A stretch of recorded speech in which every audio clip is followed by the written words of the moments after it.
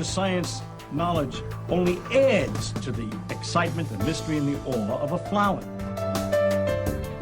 Evidence is evidence. It's public. Everybody can look at the evidence and assess it, and eventually, if there's enough evidence, come to the same conclusion. For newcomers and old-timers alike, the Chloe Sanctuary hopes to give you insight into the health and happiness of your companion parrots. We hope to help you build happy homes using reliable and proven tools. The best homes are built on a rock-solid foundation. And the best foundation for a happy home is the bedrock of science. When we stand on the shoulders of giants, the scientists who have worked long and diligently to understand our companions, we can reach new heights of understanding. And understanding is the key to success. I think treated, most of these birds have a good prognosis, and I would say What does avian veterinary medicine have to tell us about our feathered friends? How can we prevent illness, see the signs of disease before it's too late, and care for our birds through ill health? What light does behavioral science shed on their nature, needs, and hopes? How can the tools of behavior shaping make our homes happier for us and our companions? Shake. How can we deal with biting, screaming, or other misbehavior? What is it like to live among parrots? Let them roam around about you and share a life with them. How much freedom do you give them? What happens if you form a bond of trust with them? Watch and see what understanding their true nature can do for you. Come with us on a journey as we do more than examine a parrot's world. We live in it. Make some popcorn and bring in a few wood blocks. Let everyone have something to chew and a comfortable place to perch. Cockatude is a presentation of the Chloe Sanctuary for Parrots and Cockatoos, a nonprofit charity dedicated to the empowerment of captive parrots and public awareness.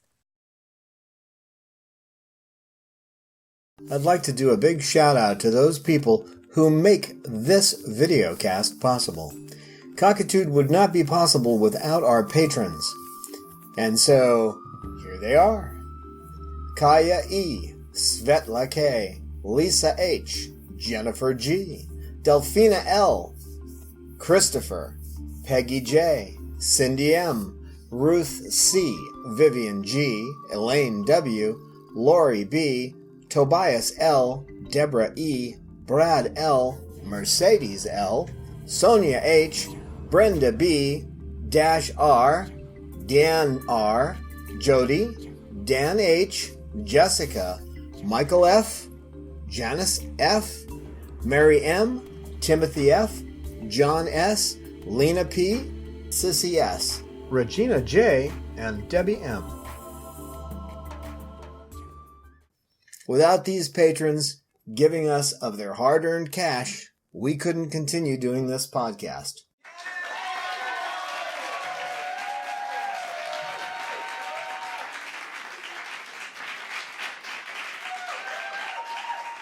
I'd like to urge you to please give us at least $1 per episode.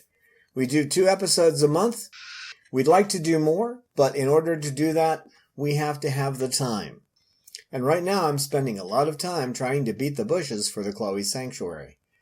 It's not easy taking care of birds that are severely damaged, both emotionally and physically. So, please, I urge you, become one of our patrons. And I'm sure that Peaches would thank all of our patrons in person if she got the chance. We try to answer questions from our viewers as we can.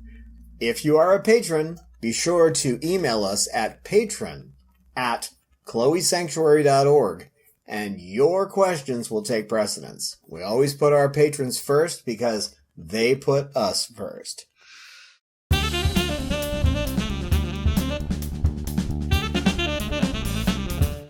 Hi, and welcome to Cockatude, Ep.63.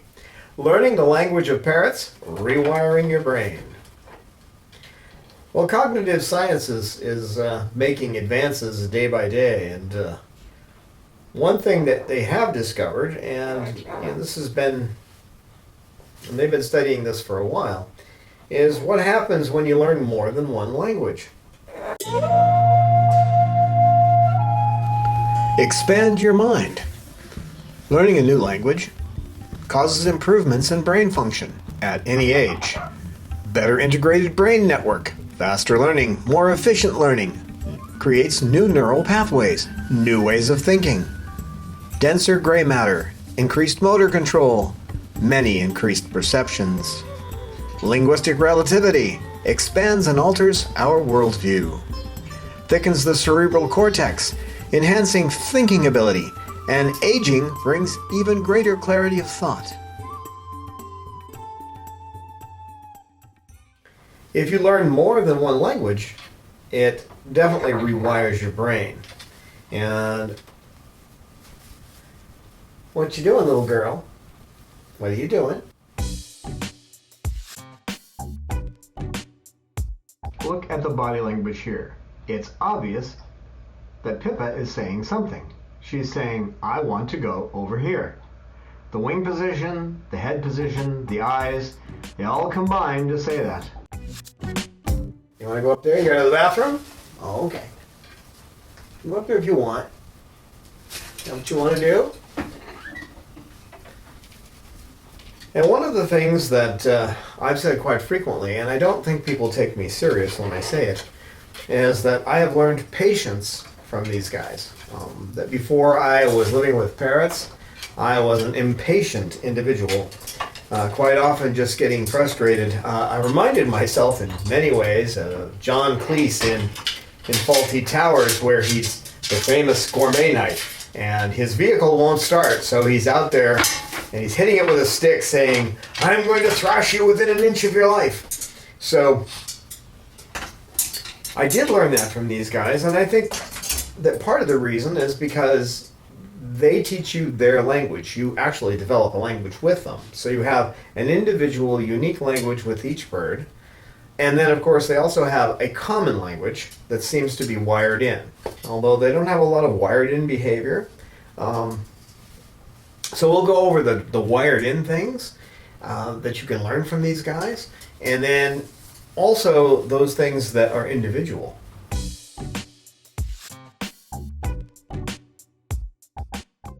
Here is an example of language that is built in. Notice Bob's feathers rising on the back of his neck. This is what we usually call a sign of aggression.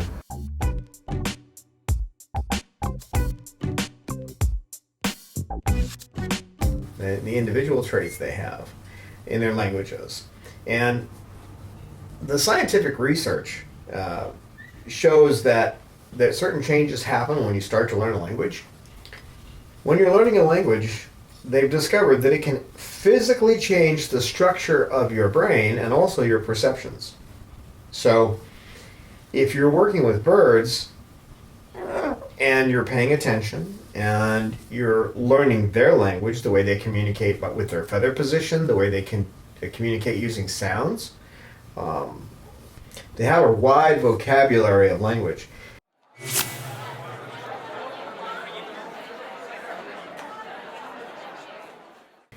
If you learn that, and actually learn it, okay, get it down deep, when you look over at a bird, you can basically tell what their behaviors are going to be by what you're seeing. And so what you've done is you've learned the language of their body position, the way that they shape their eyes, whether it's oval or round, where their feathers are, whether they're close to their body, whether certain feathers are sticking out, whether the feathers on the head are up, whether the feathers on the back of the neck are up, whether the feathers are across the beak. There's a whole bunch of things there, but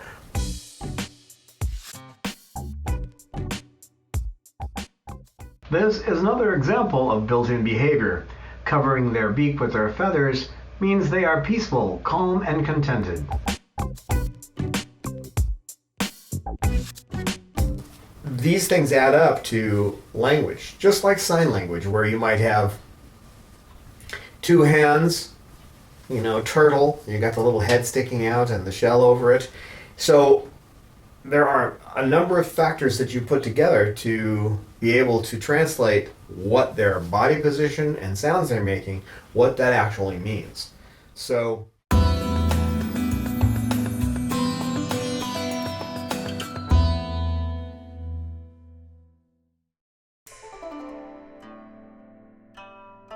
Peaches is an amazing personality.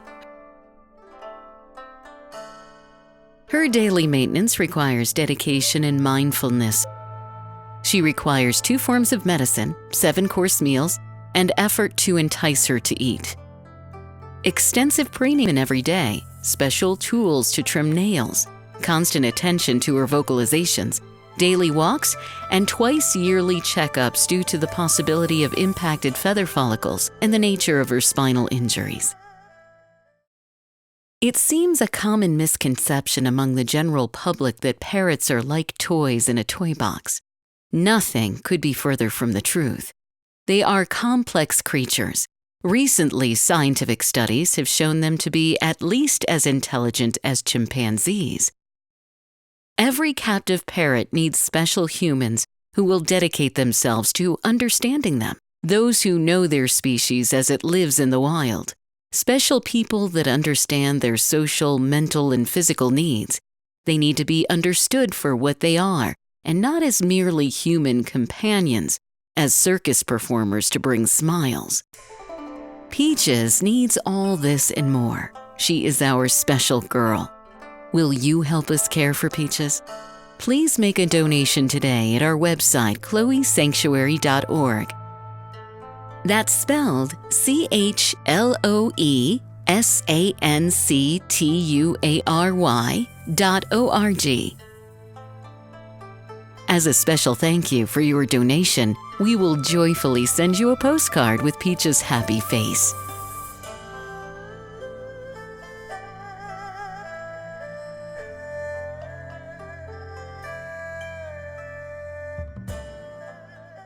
as you learn this, I think you're actually rewiring your brain. Very nice flight. Right into Steve Jobs' face. That was good. Any particular reason? Are we just testing out our flight skills? Are we just testing our flight skills? Well, come on. Come on. Come on, Pippa. Come here, Pip. You okay? Yeah, you're okay. Come on, Pippa. Come on, Pip. Uh-oh. No, you can't go back there, Pippa. Pippa, come on, sweetheart. Come on, Pippa. Come on. Come on, Pippa. Come on up. Well, that's a hard position to do that from. But, hi, Pippa. Hey, Pippa. What are you doing flying around, little girl? What are you doing? What are you doing? What are you doing? Huh? Well, yeah, just trying to get attention or what, sweetheart? Hmm? You're just trying to be entertainment? Well, you did that very well.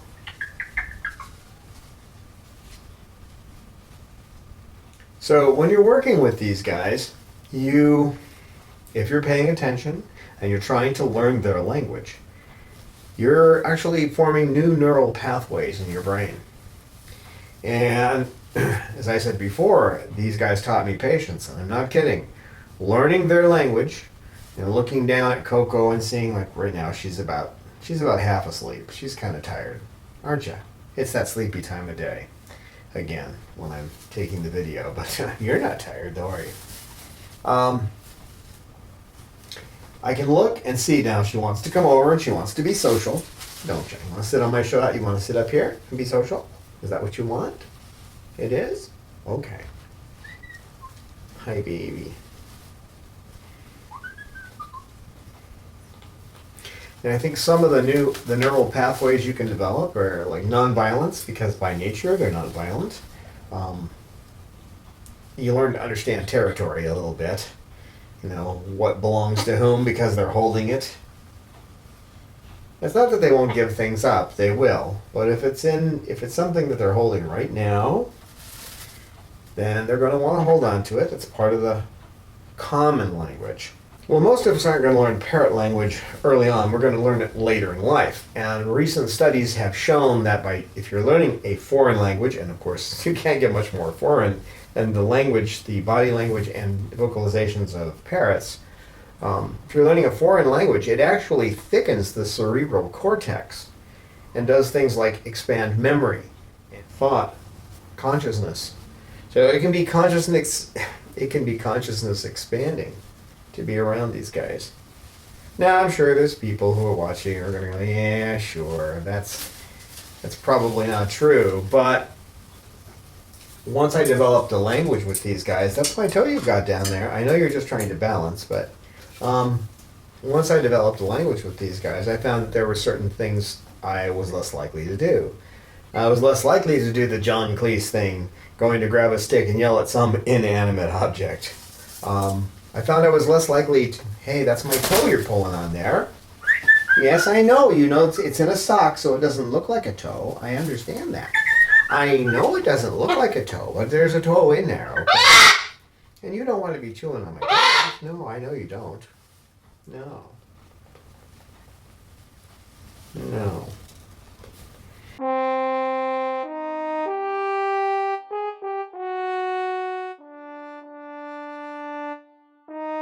It is ignorance of Bob's nature that turned Babalu into a living gargoyle. Bob's would-be parents made a hasty choice and found themselves in living hell, torn between guilt and frustration. I have seen the joy in Babalu's eyes now that he has a new life with me as his companion. To see Babalu love and trust again is worth the effort of a lifetime. But, once again, Bob is heading toward the pain of separation. My heart nearly broke the day I discovered that he was heading toward a cloacal prolapse, that his life will be cut short. To find love and acceptance and then have it stolen away from you by failing health is too much to bear. We can slow the progress of his failing health, but we can't stop it. He will need several surgeries, and eventually, Babalu will die. We want to give him the best possible life until that day. His surgeries will become progressively more expensive over time. Won't you please lend Babalu a hand and donate to his medical fund today? Our donation button is on our webpage at www.chloesanctuary.org. Just be sure to say, "For Bob," in the notes when you donate.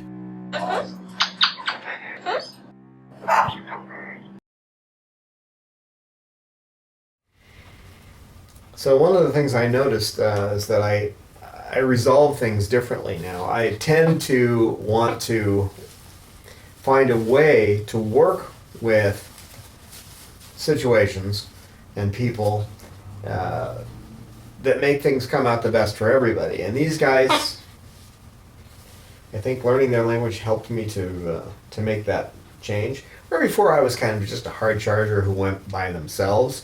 Now I'm paying more attention to the group and what the group's thinking. Hi, sweetheart. Hi. It's like over here, this one looking at me wanting social interaction.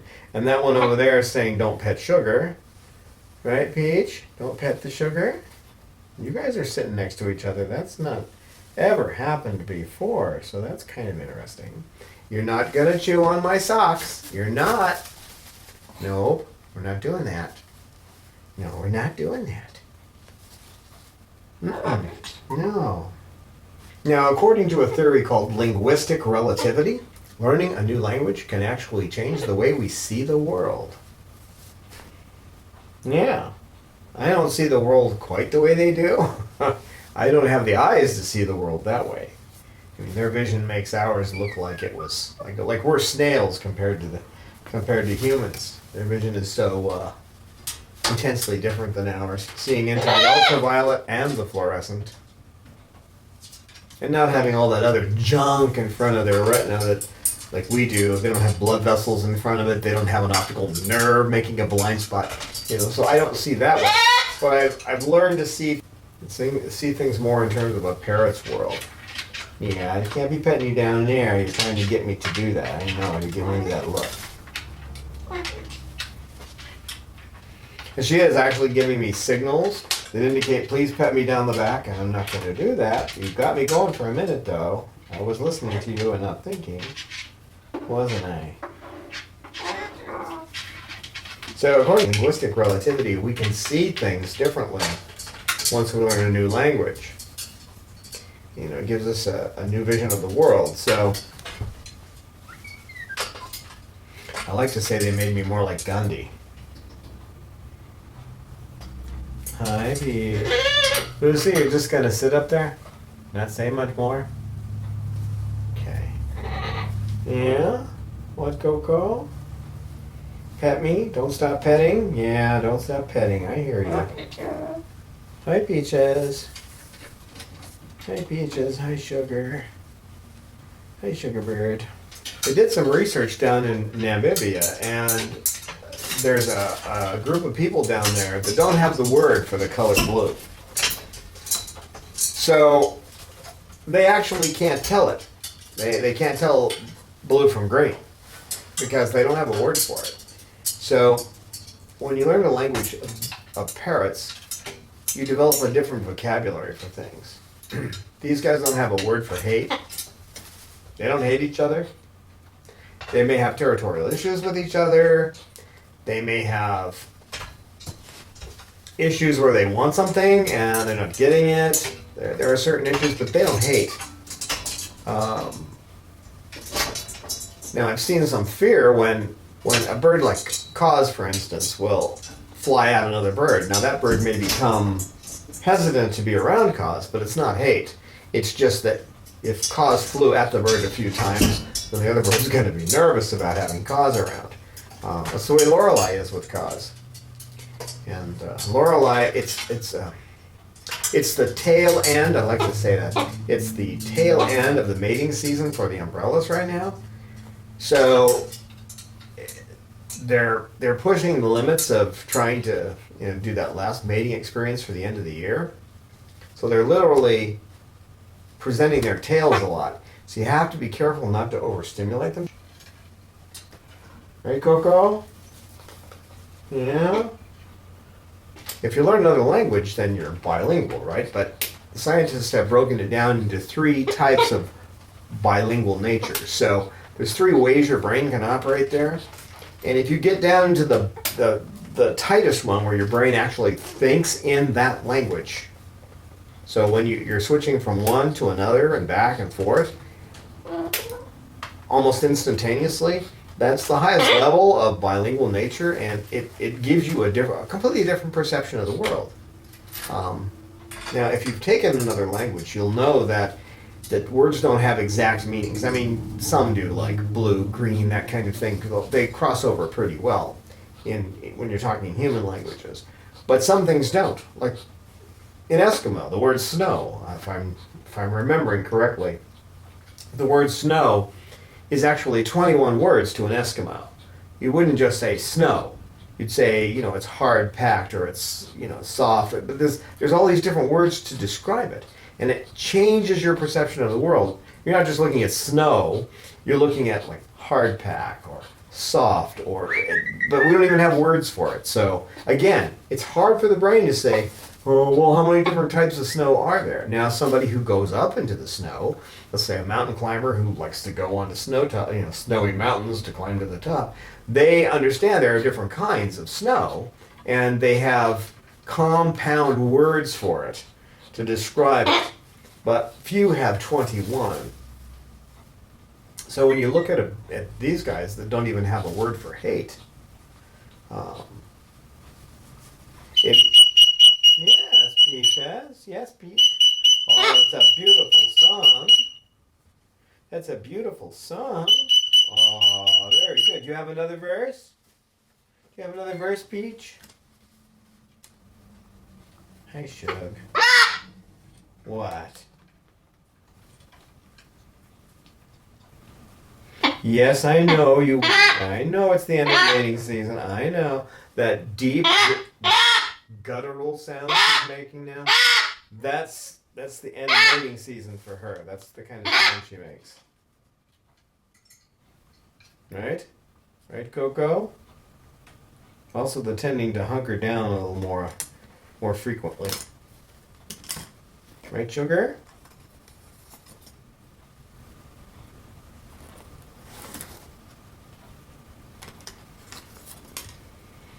So if you see things more from their perspective by knowing their language, you will look at something as, is that object something that I'm going to play with? Is that an object that's that's being contested? Is it currently being used by parrot number 1 or parrot number 2? And is it being desired by that parrot behind door number 3? Oh, I mean. So, I know, Coco. I know. I know you want to be petted, but I don't want to over pet you right now. Not in this current tail end of the mating season. Since I brought this as just an aside, I'm going off on a tangent, but we don't say that a bird is hormonal. I hear that mentioned a lot in groups on Facebook and elsewhere. We don't say that because we can't go in and we're not taking a blood sample to see if there's hormones in their blood. What you can say is they're exhibiting mating behavior because we can see the behavior, but we can't see their the hormone content in their blood. Okay, so we can't see that. Yeah, you tell them all about it, Pippa.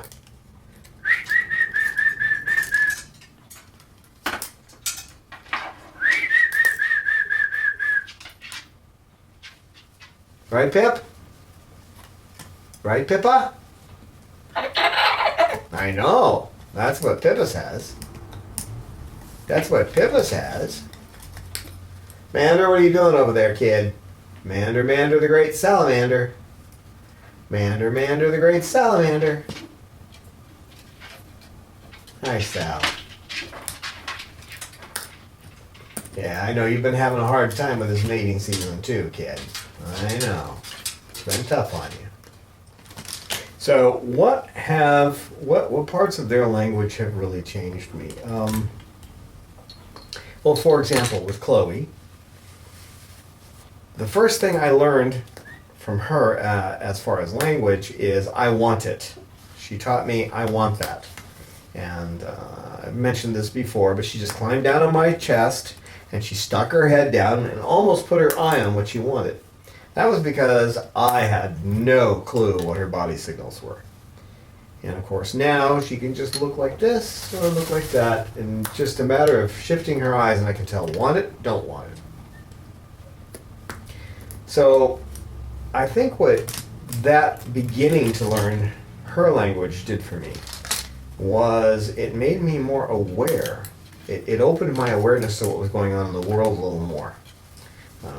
Prior to that, I think that Anthony Hopkins and Deborah Winger in Shadowlands, in that scene, it really fit me where she looks at him and says, "What do you do? Walk around with your eyes closed?"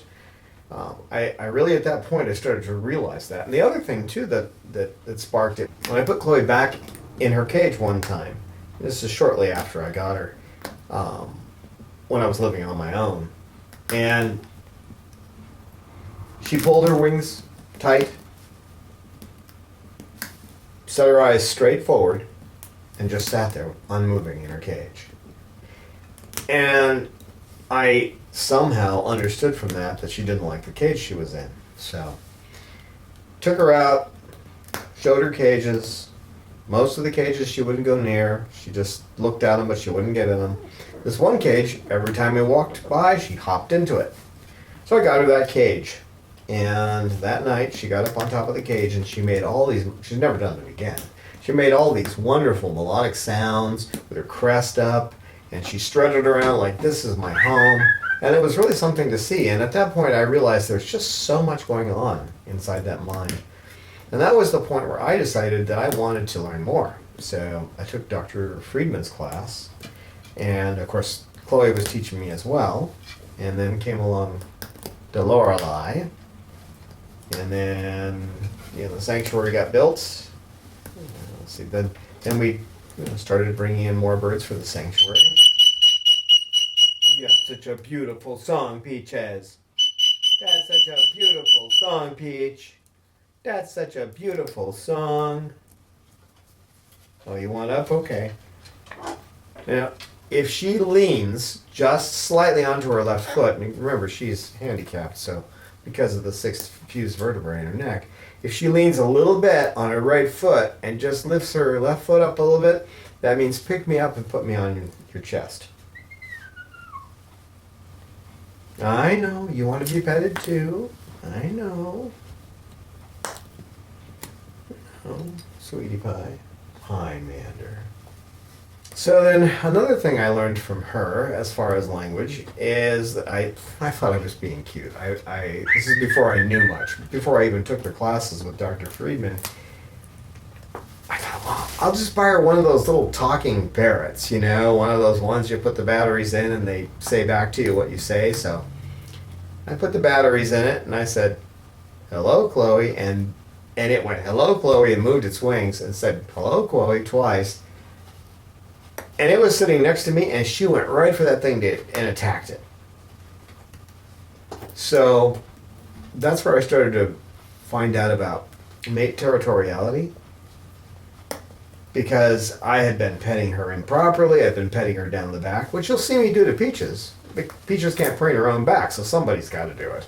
Also, that I don't really pet birds down the back much. It's pretty rare, except for her.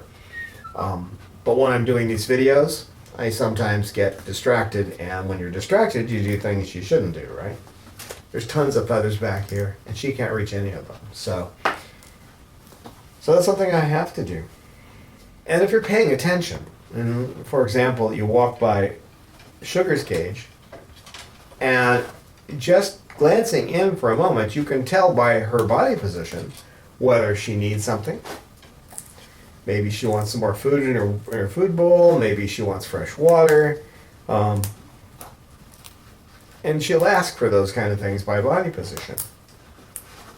If she's leaning forward and she's got her head right over her water dish, but her beak isn't in it, it's pretty obvious what she wants. So as you learn to do that with one or more birds, you start to see a different way of looking at the world. She can't go to get water on her own when she's in her cage. If the cage door is closed, she will attempt to find ways to communicate that to you. If at some point you recognize what she wants and go and give it to her, then you probably just with that one action established that communication by doing that one thing. So the next time she wants that thing, she's going to do the same thing. That was funny when we had Murray, who was African gray who died of old age, but she would ask for the first sound she made, where I thought she wanted something I wasn't thinking, and I had just finished Dr. Friedman's class, so she just made a whistling sound. She went, so I went and got her something. Well, after that, meant come and bring me food, bring me a treat. If she didn't want it, she'd go. If she did want it, she'd go, way to go. And as you were walking off, she'd go, that's a good boy. And it was part of our language together.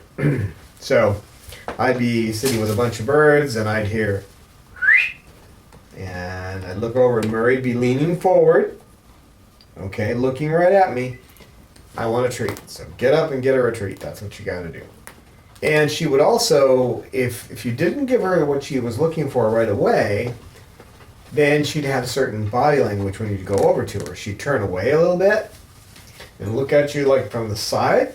She'd look at you from the side, and as if to say, I asked you for something, I can't go get it myself, and you ignored me.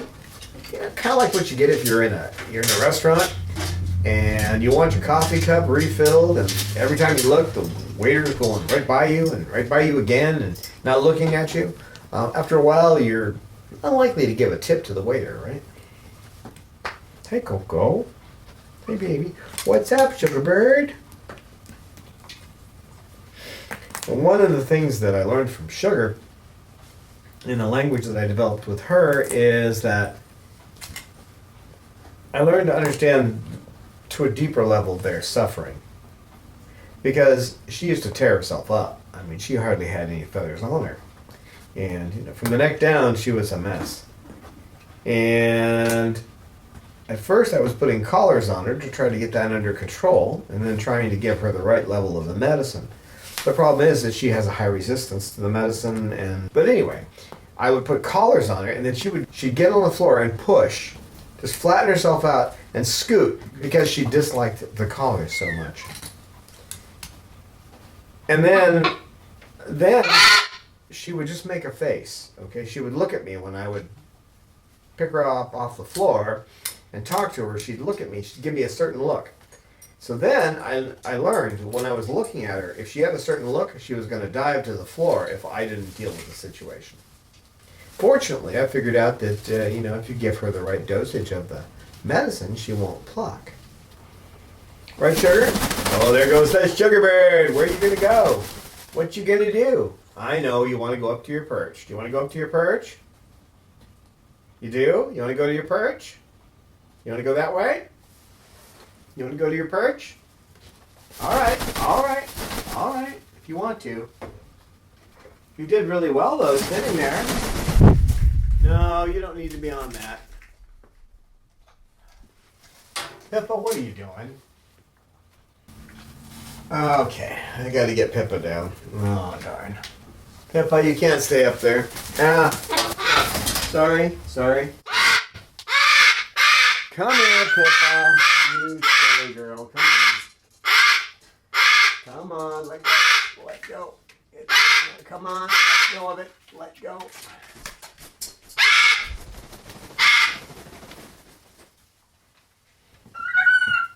Yes, I've developed a little language with you, but not a lot. Not a lot yet. I haven't had it long. All right. I'm going to go up here. Okay. Now, Simone one time, talking about learning language, Simone had a broken blood feather. And so she walks up, I'm sitting in a chair at the time. She walked up and she got my attention. She just looked at me, then she stuck her right wing out. And so I picked her up and looked, and I saw the broken blood feather and it needed to be pulled, so I took her and pulled her blood feather. Now, when I'm talking about developing a language, when you're developing a language with a parrot, certain situations, like set in stone, a type of signal. So later on, she came up and stuck her wing out, and it wasn't her wing that was the problem. She had a problem with her foot. She had cut her foot. But to tell me that she had a problem, she stuck her wing out, the same way she had done before. So you have to give them a little more credit than we tend to. We tend to think, well, if they stick their wing out, they got a problem with their wing. But in this case, the wing was an indicator I have a problem. Okay, nice tail flash there, Sugar.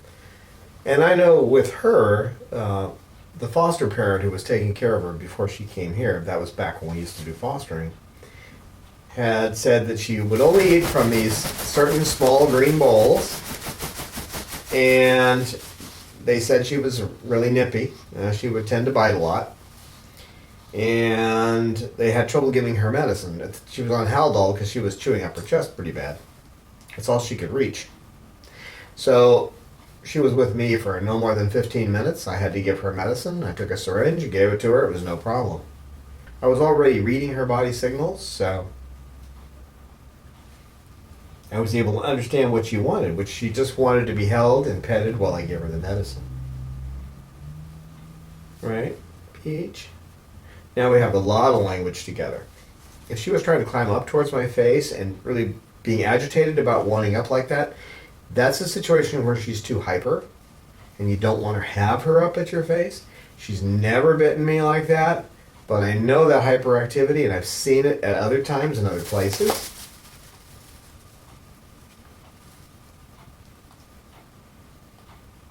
Hi.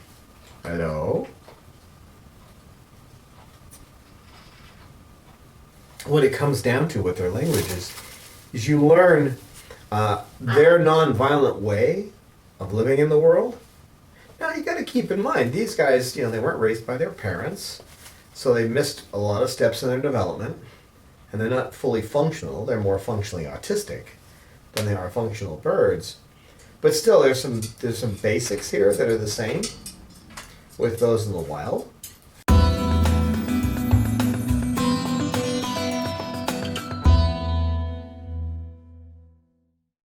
This is some of the basic language they have in common. If a bird raises the feathers back here, just those feathers by themselves, just these ones back here, not the crest, but the ones back there, so you see these come out, that's generally territorial aggression or aggression of some kind. Let's say if you're trying to put your hand in their cage and they don't want your hand in there, that's territory, okay? You're breaking their territory line. It's like being blind and not seeing the blue light at Kmart, okay? Anybody who knew birds would know that. Yeah. Yes, Coco. A beautiful girl.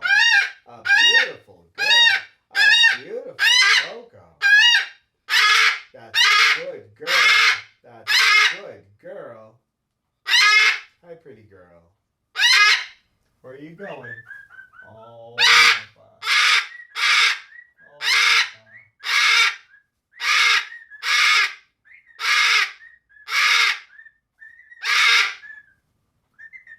So one of those signs is that, now you'll see the crest come up, or the eyes. I know, baby. Or you'll see the eyes. You. Uh-huh. Yes. Yes. Uh-huh. Come on now. Ah! That's not where you're grabbing up there. You don't want to fall, I know. Come on. Now I know you're gonna cry now. I know you're gonna cry. So you'll see that crest come up or the eyes pin on the old world parrots. You see the eyes pinning? Where the eyes the iris fluctuates back and forth. You won't see that on a cockatoo, but you'll see that on the old world parrots. African greys, macaws, that kind of thing. So when you see that, that's just a high emotional level. Okay? It's not good, it's not bad, it's just high emotion. Like you can hear a scream at a sporting event that's a positive thing.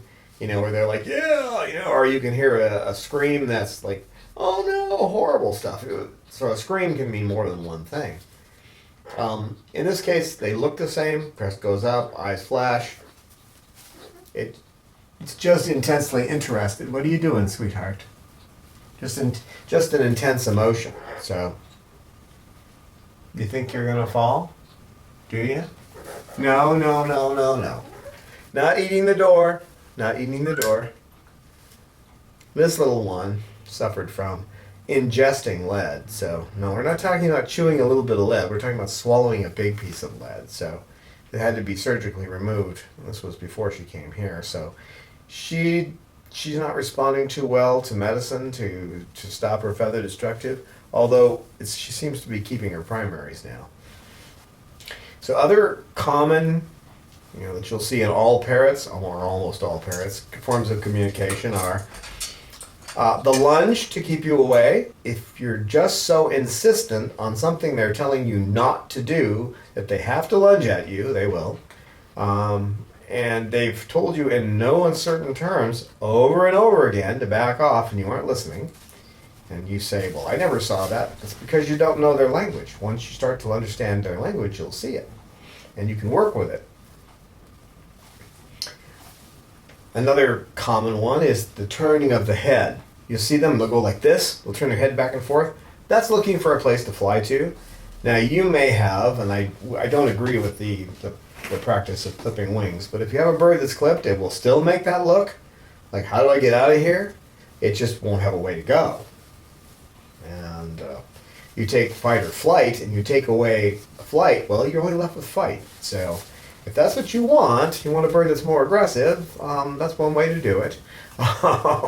Take away their ability to fly, which is their normal way of getting away from problems. Other common expressions are they have round eyes when they're not disturbed. If something is bothering them, their eyes will turn oval. Now with Peaches, you'll see it if her neck is bothering her. You can also see it if she was upset with another bird. So in a situation where she's leaning back and hissing, they do hiss. She's hissing at another bird or she's pulled back, you'll notice the eyes have turned oval instead of round. Right? So if you see a bird that has the feathers on the back of its neck up, it has the feathers on the back of its neck up, it has oval eyes, and it's going like this at you, right? You probably have a bird that's just about at the end of its emotional limits dealing with you. Okay? Like, hey buddy, are you so stupid you can't see what I'm doing? It's not that people who don't see that are stupid, it's you don't know the language. If somebody were looking at you, and if somebody were talking to you and they said, "Здравствуйте, товарищ, как поживаете?" You wouldn't have a clue what they were saying. Okay? Most people don't know Russian. I took Russian in college.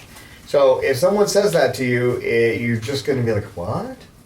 It's just going to be a series of sounds that don't really mean anything to you. Are you having fun pacing back there, Pippa? Are you, Pip? Are you, Pip? Are you, Pippa?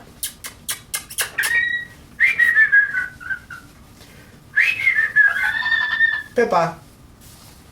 So, too, you see something like people will see a bird lean forward to put their beak on your arm so they can come over. They don't have hands, right? If you don't have hands and arms, in order to go over to someone else, you either have to be so close that you can just put your feet over. Don't mess with her. She's not hurting you.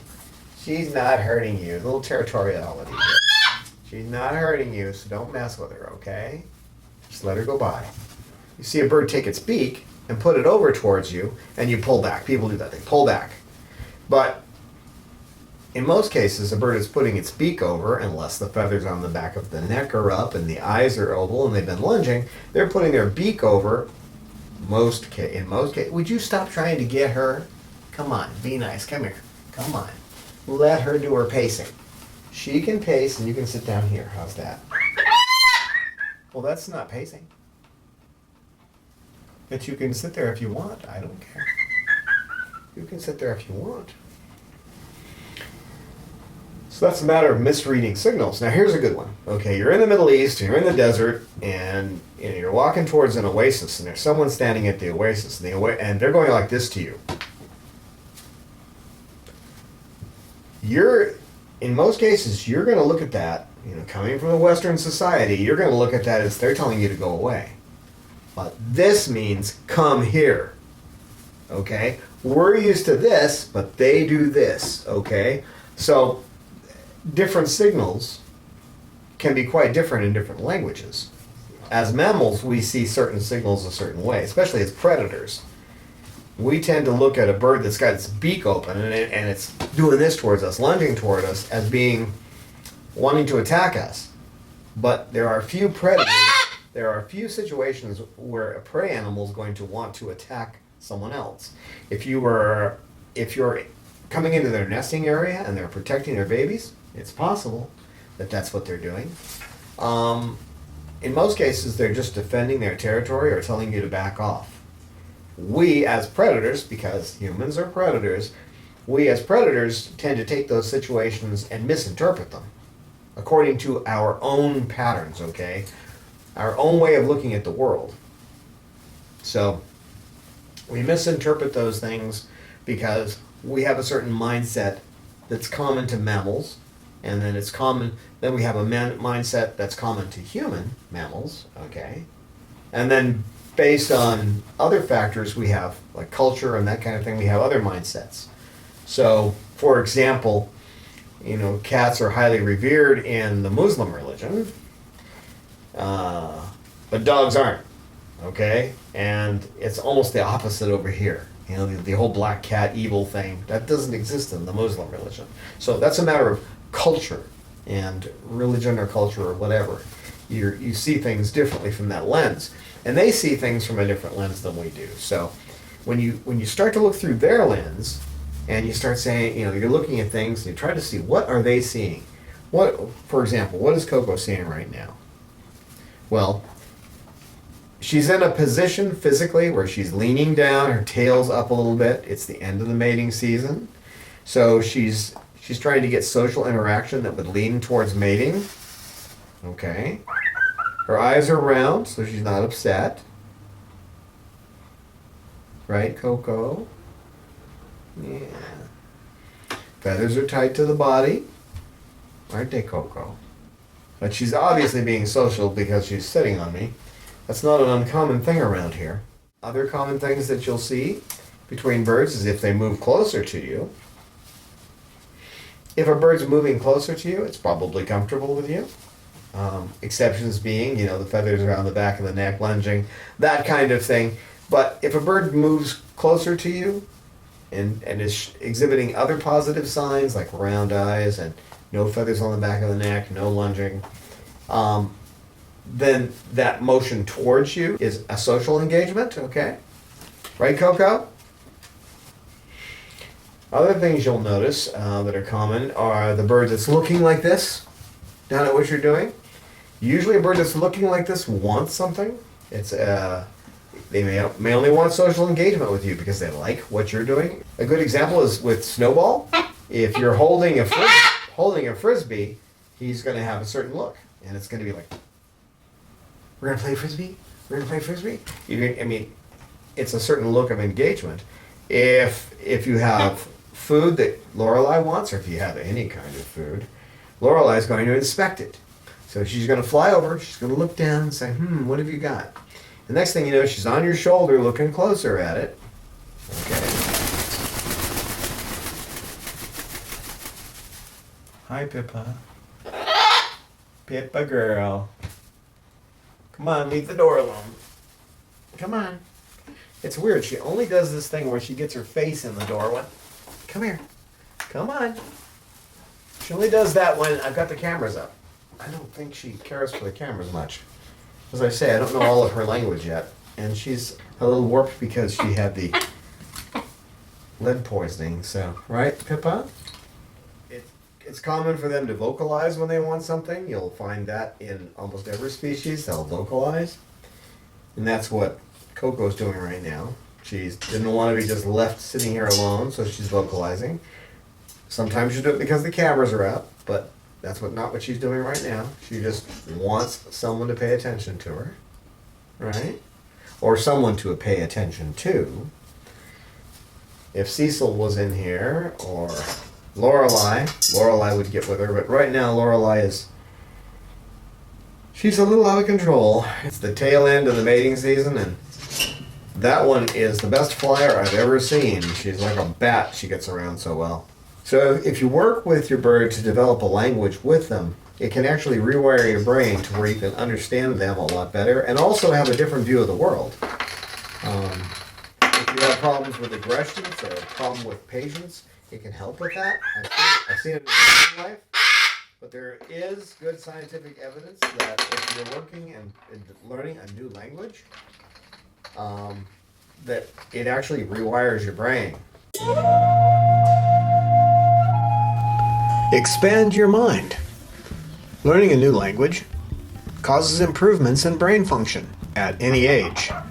Better integrated brain network, faster learning, more efficient learning, creates new neural pathways, new ways of thinking. Denser gray matter, increased motor control, many increased perceptions. Linguistic relativity expands and alters our worldview. Thickens the cerebral cortex, enhancing thinking ability, and aging brings even greater clarity of thought. We know from studies done by the Cornell Laboratory of Ornithology down in Brazil that parrots teach their offspring their names when they're just young babies, and then they learn the name of their parents, and they learn the names of their siblings, and then they learn the names of the other birds in the flock, and they talk to each other with those names. So we know they have language skills. We know that they're as smart as a primate, roughly about as intelligent as a 6-year-old child. That's from research done in Austria on goblins. So and other research too. fMRI is done at San Diego State, and other work that's been done. So we know with this great intelligence that there's a lot to learn from them. And in the process of learning about them and learning of them and working out a language with them, you might find that you're a much more peaceful and serene individual. Now there can be issues if you're not trained in how to work with them, if they start screaming, which is just repeating a squawk every 2 or 3 seconds for hours on end. If you get a bird that you're not working with properly, if you don't know the tools of reward training or applied behavior analysis, if you don't know those tools, you may end up with a bird that's hard to deal with. I mean, it's hard for us to handle the sounds they can handle. They can handle 125 decibels, no problem. For us, that's awfully loud. That's the sound of a 747 taking off at 50 feet. And we just can't handle it. Our ears aren't built like theirs. So they don't have a problem handling it. We do. So you need some other tools too, but if you can get around misbehaviors and know how to work with those, and you're learning to communicate with them using a language that you develop together, you may find that you have changed yourself into a much more positive being. Yes, I know. I certainly have made great strides because you guys have taught me these things, haven't you? Haven't you? So give it a try. Learning their language could actually rewire your brain. You want to say goodbye, Pippa? Pippa? You say goodbye to the people? Say goodbye to the people? Pippa girl? Pippa, Pippa, Pippa, Pippa girl! Pippa, Pippa! Pippa, Pippa, Pippa, Pippa.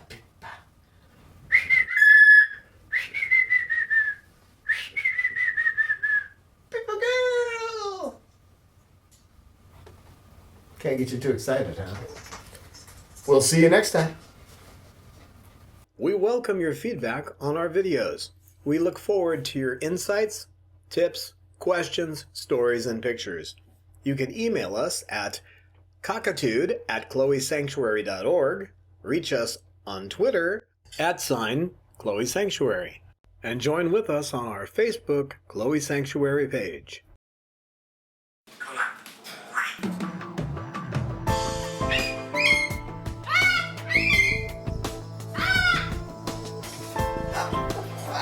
Science knowledge only adds to the excitement, the mystery, and the awe of a flower.